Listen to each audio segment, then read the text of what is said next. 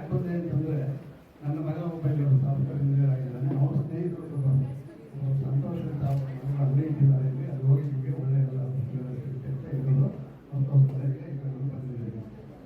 ಸುಮಾರು 250 ಕಿಲೋಮೀಟರ್ ನಮ್ಮ ಬೆಳಗಾವಿ ಅಂತ ಹಿಸ್ಟಾರಿಕಲ್ ಪ್ಲೇಸ್. ಬಹುಶಃ ಅದು ಹಳ್ಳಿಕೋಟೆಗೆ ಮತ್ತೆ ಇದಕ್ಕೆ ಸುಮಾರು ಒಂದು 60 ಕಿಲೋಮೀಟರ್ ಆಗಿದೆ ಅಷ್ಟೇ. ಅದು ಎರಡು ಬಾಗಿಲಿದ್ದೇವೆ. ನಮ್ಮ ಬೆಳಗಾವಿ ಹಿಸ್ಟಾರಿಕಲ್ ಪ್ಲೇಸ್ ಅವರು ಹಳನೀರು ಕಟ್ಟಿರೋರು ಬೆಳಗಾವಿ ಬಿಡೋರೆ ಅವರು ಸಾಮ್ರಾಜ್ಯ ಒಡೆಯರ ತಂದೆ ತಾಯಿ, ಅವರ ತಾಯಿ, ಅವರ ಯಜಮಾನರು ಇಲ್ಲ ನಮ್ಮ ಬೆಳಗಾವಿ ಹುಟ್ಟಂತ ಹಳನೀರು ಕಟ್ಟಿರೋರು ಅಂತ ಒಂದು ಹಿಸ್ಟಾರಿಕಲ್ ಪ್ಲೇಸಿಂದ ನಾವು ಇಲ್ಲಿ ಬಂದಿದ್ದೇವೆ.